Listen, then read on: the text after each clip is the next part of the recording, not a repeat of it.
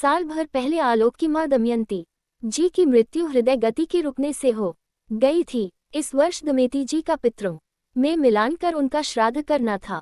श्राद्ध की सामग्री की जानकारी के लिए पंडित जी को बुलाया गया और पूछा गया कि श्राद्ध में क्या क्या सामान लगना है। पंडित जी ने सामान की लिस्ट आलोक के हाथ में देते हुए कहा, ये सामान ले आना और श्राद्ध वाले दिन अपनी माँ की पसंद के कुछ पकवान बनवाना लेना, इससे उनकी आत्मा को शांति मिलेगी। इतना सुनते ही आलोक ने अपनी पत्नी से माँ की पसंद पूछी तो आलोक की पत्नी बोली, मुझे क्या मालूम उन्हें खाने में क्या पसंद था, मैं जो भी बनाती थी माँ जी वही प्यार से खा लेती थी।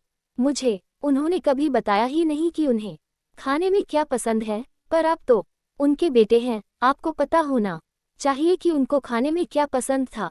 आलोक ने शर्मिंदा होते हुए कहा, सच में मैं कैसा नालायक बेटा हूँ, मैंने कभी माँ की पसंद जानी ही नहीं। मैं तो हमेशा उन्हें अपनी ही पसंद बताता रहा। उदास होकर आलोक अपने पिता के पास जाकर बोला, पिताजी, माँ को खाने में क्या पसंद था, उनके श्राद्ध में उनकी पसंद की कुछ चीजें बनवानी हैं। आप तो उनके जीवन साथी थे, आप तो जानते ही होगे कि माँ की पसंद और नापसंद क्या थी। बेटे के इस प्रश्न पर दमयंती जी के पति कुछ देर गंभीरता से सोचते हुए बोले, बेटा, तेरी माँ तो स्नेह और ममत्व से भरी हुई स्त्री थी।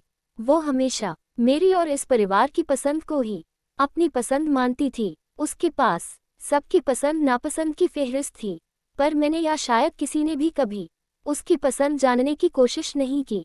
ये कहते हुए उनकी आंखों में पश्चाताप के आंसू छलक उठे।